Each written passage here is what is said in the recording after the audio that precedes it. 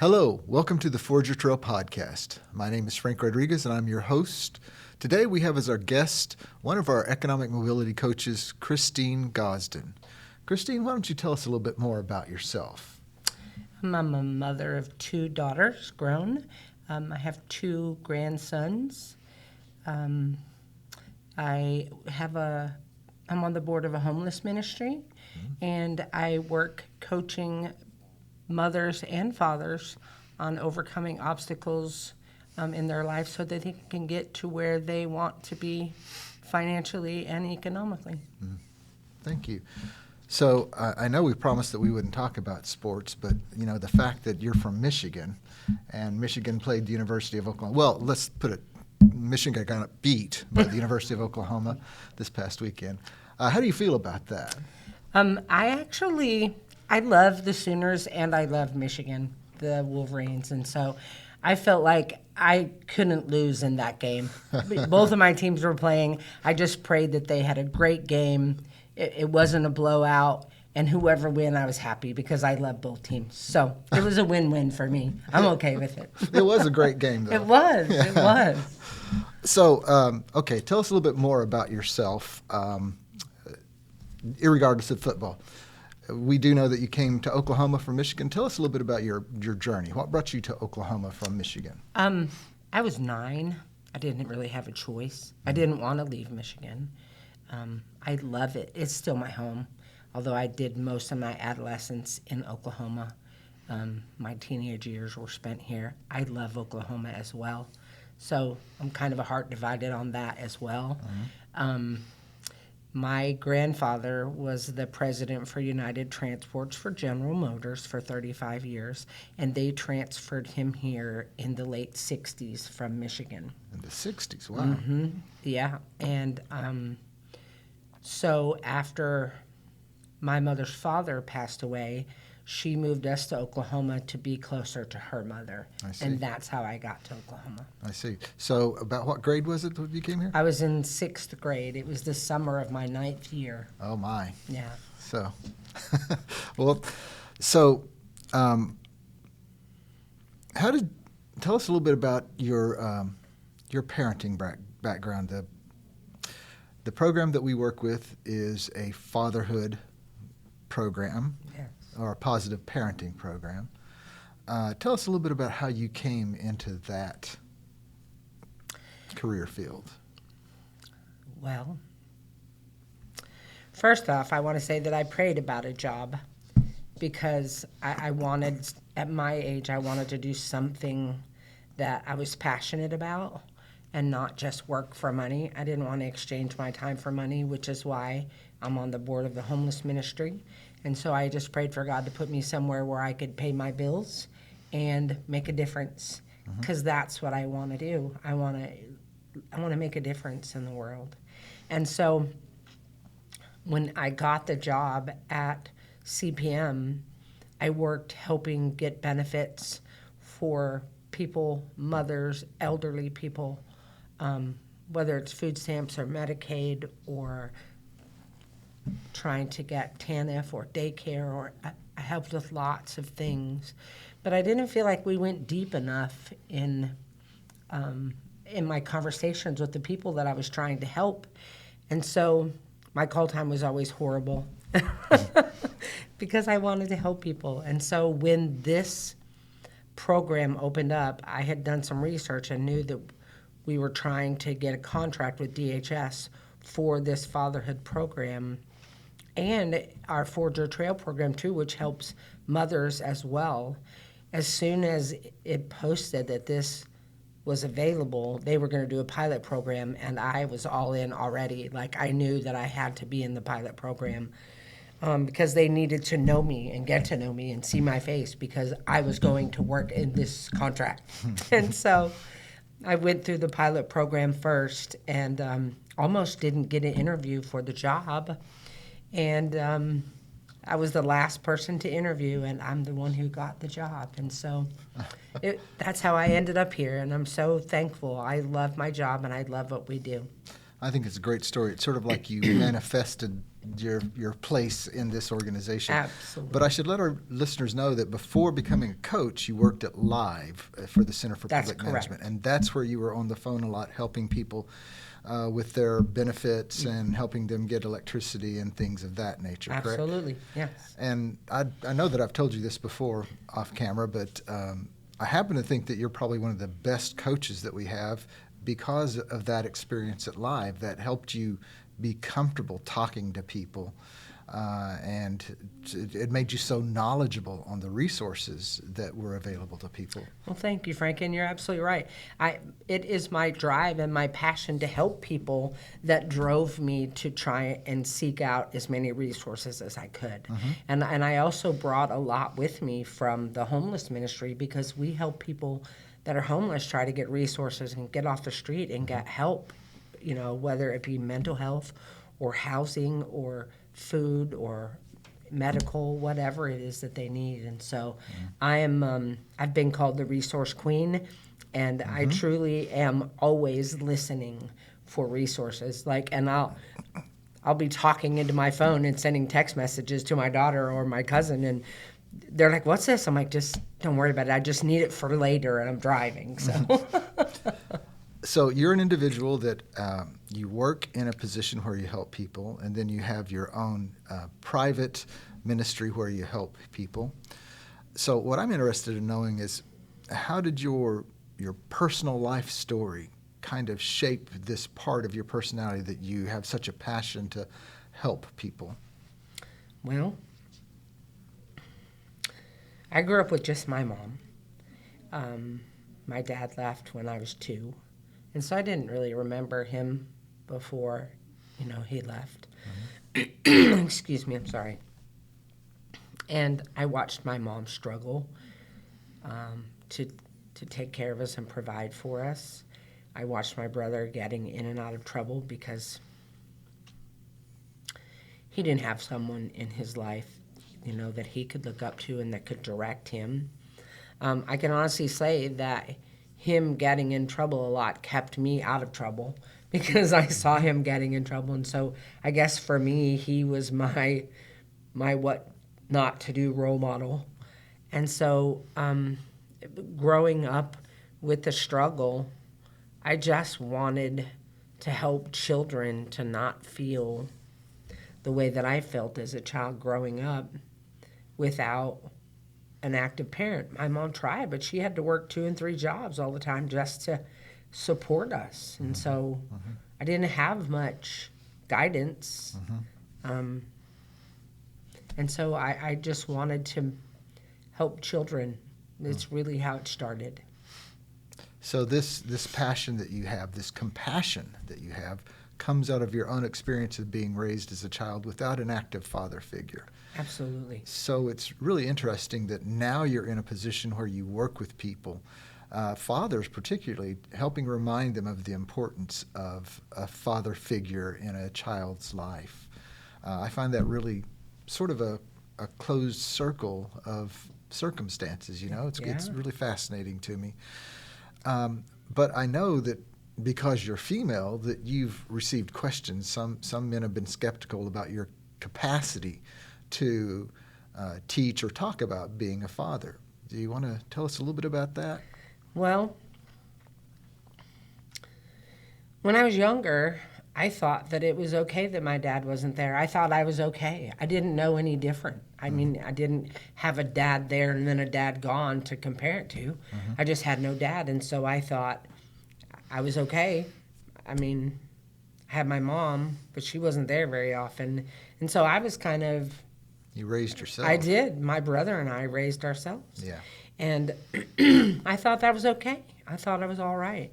And then when I got older and I met my girl's father, and we were together 8 years and had 2 children together, and then he left.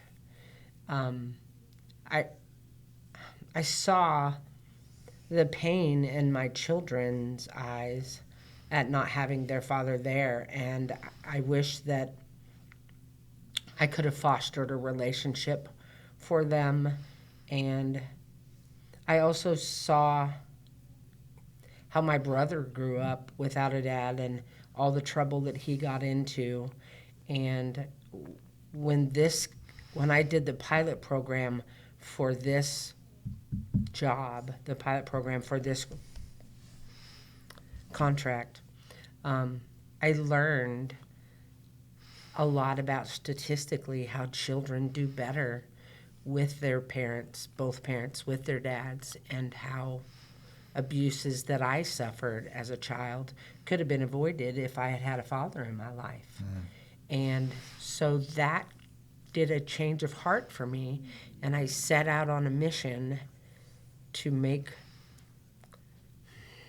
a difference in fathers' lives, because I know just from listening to women that men have been devalued over the last couple decades, at least since it's been acceptable for men and women to get divorced and the men to leave. And women now believe that they don't need a man, that he just needs to pay child support and they don't need him. But nothing is further from the truth, Frank. Like, whether the woman needs the man or not, and she does, she just doesn't know it. Children need their fathers as well as their mothers. Right. And so I have made it my mission to change the way that I felt as a young girl and as a young woman, and the way I see women today talking like they don't need the children's fathers in their lives, that they just need to pay child support. And the system has shown men that they are not valued, and that all they have to do is pay child support or go to jail. Right. And that's wrong. And they have as much right as a woman does to have their children and be an influence in their life, with the exception of it if they are a bad parent, if they're violent or they're a threat to their children or to their mother. Then we have to protect them. Right. But there are a lot of fathers out there that want to be part of their children's lives, and we need to foster those relationships. Right. And that's why I do what I do today. You know, working in the program, it does seem to me that the fathers that go through our program are really, really very motivated to stay in their children's lives and to be a positive impact in their children's lives. I think that you're unique among the rest of us coaches in that you went through the program as a participant. You took the On My Shoulders class curriculum, and then you became certified to facilitate the On My Shoulders training. So you know the curriculum very, very well. Could you maybe tell our listeners, what do you think are some of the most important things that we teach or that you've taken from the On My Shoulders curriculum? Well, I think the most important thing that we instill or empower the men with, because we really just empower them and give them tools in their tool belt to go out and be better fathers. And I think the most important thing that we do is we instill in them that they do matter and they do have worth and that they are important. And so when we're teaching them and telling them the statistics and giving them the tools in their tool belt to go out and reconnect with their children and acclimate back into their lives, we see a light come on in them. And they, for the first time in a very long time, or if ever, they realize their importance in their children's lives, and that motivates them to do the work that we give them, to work the tools that we have, to engage in the conversations that we have in our classes, because those are some of the most important things that we do. And the reason that I do that is I love seeing the light come on, and that's what I call it. The light comes on in their eyes when they realize that all the lies that they've been told and that they're telling themselves are not true about fathers and how children don't need them. Right. And so that's why it's the best and most important part of this job, I feel like. Yeah, I think I agree with you. So many of the guys come to us and they're sort of demoralized when it comes to their children. Yes. But through the curriculum, we're able to help them understand the importance, like you said, of their just presence. Right. Not necessarily that they're a provider or paying the child support, but just that they are present in their Right. children's lives. Right, because the children don't know if they're paying or not. Right. Their needs are being met or they're not being met. They don't. Their mom's not saying, "Well, your dad gave us money for this, and that's why you have this." They don't. All they know is that their needs are being met. What they see is that their dad doesn't care about them because they're not there. Mm-hmm. You know. And then there's dads that make appointments to come and see the kids and don't show up, and the kids are sitting on the porch, and that's where my frustration with my dad came as a child. And so I didn't want that hurt anymore, and so I felt like I was better off without it. And that's why I tell them, if I give them any advice, I tell them, keep showing up, keep calling, keep reaching out, keep consistently trying, so that they know that you're making an effort, because that's what really matters to the children, not the money. Not the money. So you're unique in another way, I believe, Christine, in that you were raised by a single mother, and then after you're the father of your children and you separated, you were a single mother yourself. Sort of share with us what you think the problems or the hardships of being a single parent taught you about parenting, and how that actually prepared you to be a coach in this program.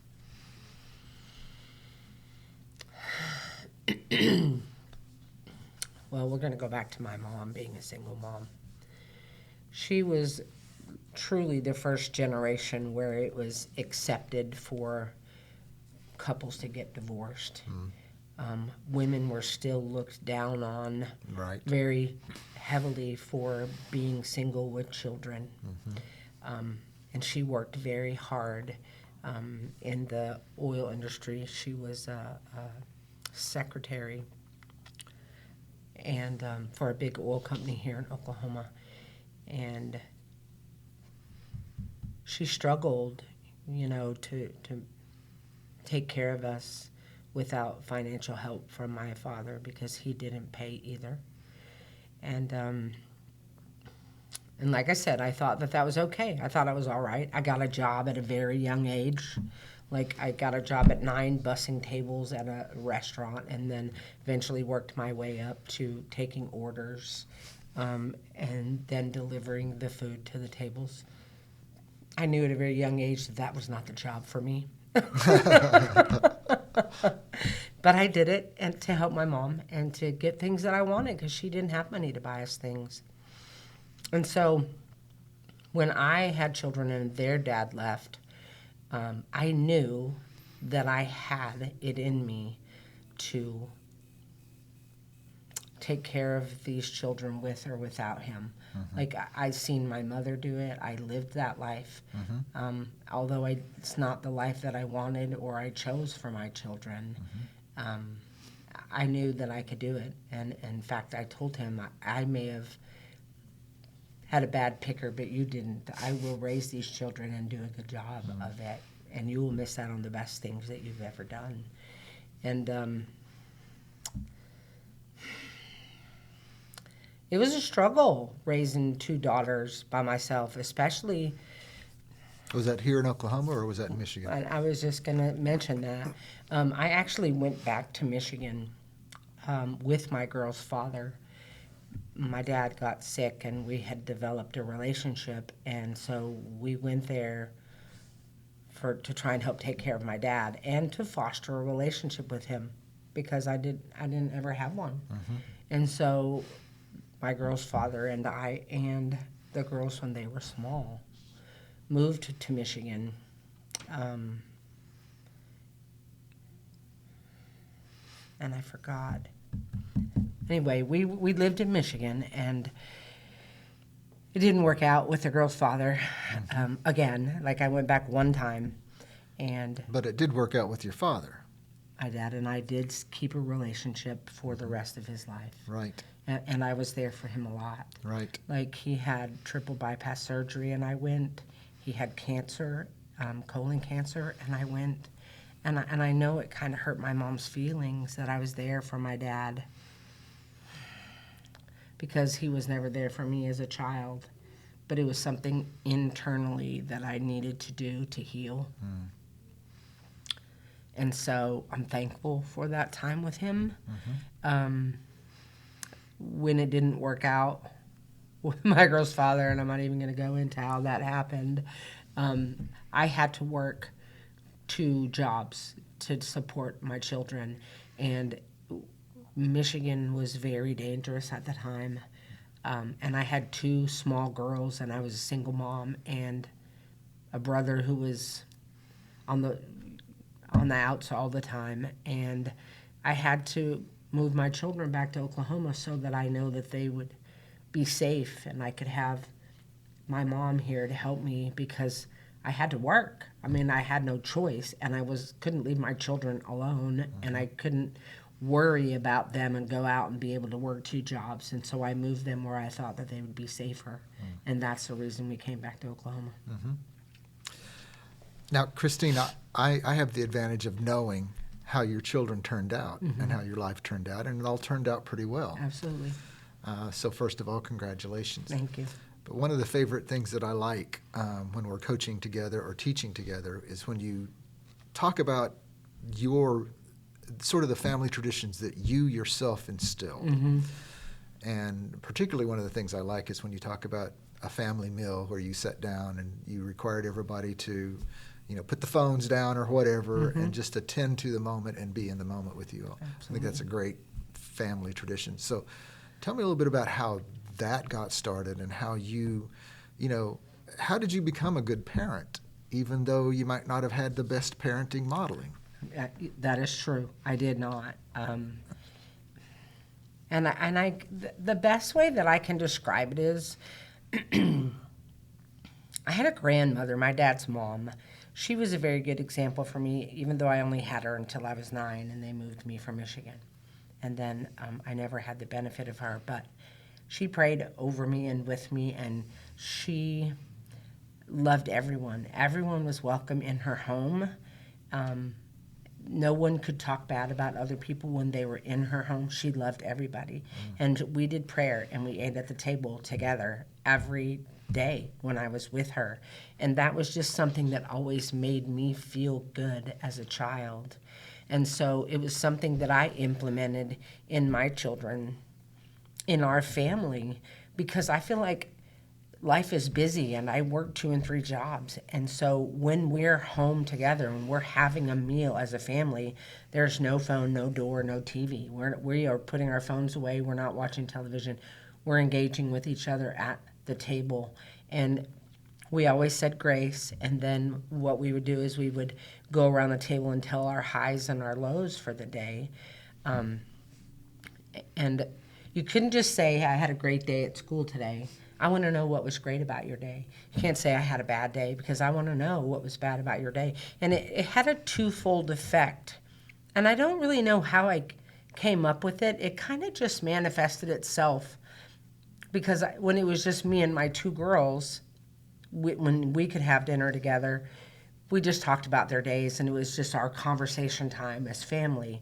But when our family grew and there were 8 of us, you really don't have time to hone in with every child every day to make sure that they're okay. And they're teenagers now. So teenagers are full of drama, and everything is world altering, especially with daughters.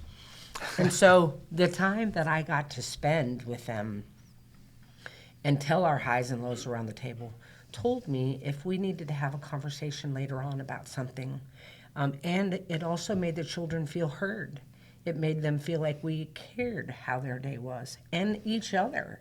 They cared about each other and how their days were. And it also, as parents, like I said, told us if there was some conversation that needed to be had later on in the event of something bad or extremely good happened at school.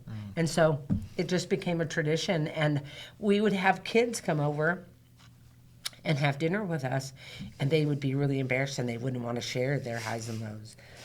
Excuse me. And I would tell them, you get one pass at my house, one pass to say, you don't want to do it. But if you come here to have dinner again, everybody tells their highs and lows. Frank, I'm telling you, all the children wanted to come have dinner at my house all the time. So my house became the place where the kids hung out. So that's so interesting. Perhaps the children were not getting that attention in their own homes. Absolutely. I can't tell you how many of them would tell me that their families didn't even have dinner together at the table. Yeah. That's something that I regret being as a parent, that we didn't do that as frequently as we should have. Yeah. Well, Christine, we're coming up to the end of our podcast time together. So let's just sort of close out with some personal reflections and maybe some advice that you have for the parents. So one of the standard questions that we like to ask is, if you could go back in time to your younger self, what kind of advice do you think that you would give yourself as a young single mother from what the wisdom that you've gathered today? I would have told myself to stay in college, no matter how hard it was.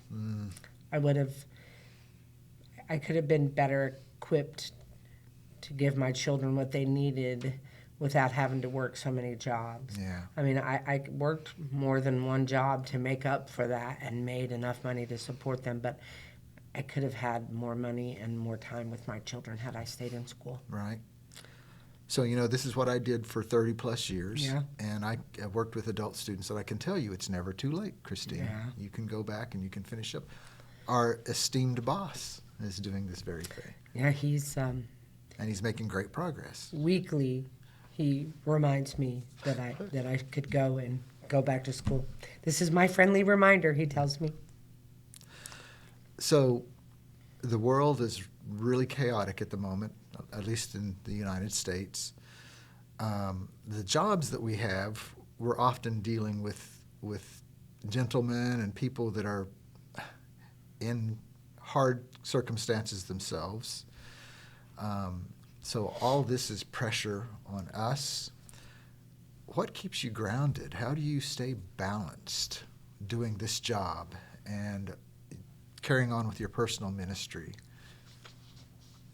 Well, I think what grounds me, excuse me, is seeing that my children turned out okay, that all the hard work and the sacrifice that I made, it worked, because my daughter is married and has a baby and is got a very good job and is thriving.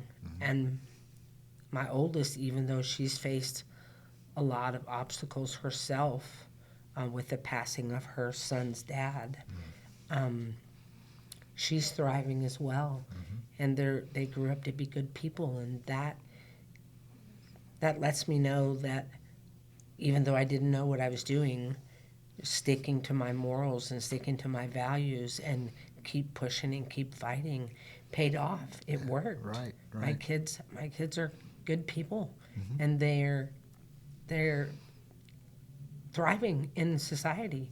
And so what keeps me grounded is knowing that fact, and that I can now go forward and share what I know and what I've been through with other people to help them find their way in the mess of being young and a single parent, or a struggling couple that can't get past the petty fights, to learn to cooperate with each other and co-parent and have good relationships. And that's my drive, what keeps me going, because we need the American family to get back together. We need for them to be strong again, in order to save our country, because it is chaos everywhere. And so that's what drives me, and my children keep me grounded, Frank. So I know that you have 2 grandchildren. I do. And they're thriving as well. Absolutely, yes. And I know that you're very proud of I them. am, yes. So I think I want to reiterate what I think I heard you say. You did all right. Your children grew up and they're thriving in the world. They have now produced a second generation. You now get to grandparent. Yes. Tell me a little bit about that. Is grandparenting for you different than parenting? Oh, absolutely. It's the best thing ever.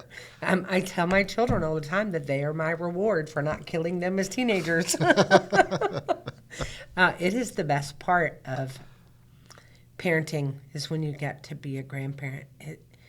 It's so different, and yet when you look at their little faces, it's a remembrance of your children when they were that little, when you were so busy working and being tired and maybe being frustrated with your children and making mistakes because you were young and you didn't have anybody to teach you or lead you. But you learn from those things. And so when you get to be a grandparent, you get to help with those things, and you get to get a second chance, kind of. Right. But you don't have to be the disciplinarian. It's the best part. And I find that being a grandparent myself, that I know a little bit more now than I did when I was trying to be a parent. You know a lot more. And so I know somewhat a little bit how to interact with my grandchildren a little bit better than I might have done with my own children, I think. Yeah, absolutely. So what would be the message if you wanted to end this interview on like a really positive note? What do you think that you would tell the men and women that come through our program? What's the message of hope that you would like to give to them? Well, the first thing I would like to tell them is that it's going to be okay. It is going to be okay. Their families look different now than they ever did, but you can find your way through this. You just have to first believe in yourself, to believe in your mission, which is being a parent and being a good father or a good mother to your children and becoming the best you that you can be. So you have to keep fighting, keep going. Don't give up. Reach out to people when you need help. Listen to people that are older than you that have been through it before that can help you, because they could save you so much frustration and learning curves. Like you can be a fast learner. And so just don't give up. Keep loving your family no matter what. And I'm telling you, it will work out. Because with love, nothing ever fails. I also think that, if I had had a parenting class like this when I was younger, I might have done things quite a bit differently. Absolutely. So I think that just letting people know that this program exists and that we do help people in their hardest moments and help them reestablish relationships with their children and with their co-parents. Anyway, I think that you're one of the best people of doing that, and I've talked to some of the gentlemen that you have coached and that we've taught, and they all respect you a great deal as a parent. And so, Christine, I'd just like to say thank you, number one, for being a coach in our program, and number two, for doing this podcast with us. Absolutely. Is there anything else you would like to tell? Maybe say hello to your grandchildren or your... Gosh, I wish I could... Here's what I just want to leave with this note here. I think that the last class of our program should include a day with the children. Wouldn't it be awesome if we could bring the children in for one class and see the parents interacting with them? Right. Because they do the 50 questions with them, and we build up to that, and we see the lights come on in the dad's eyes. How awesome would it be to see the lights come on in the children's eyes? Just light up because they got their dad and they're spending time. And so I just want to say thank you for all the hard work that you do too, Frank. We all work very hard together. I think we're a great team. I agree. If more people knew about it, they would benefit from our class. Right. And so I hope this helps in some small way.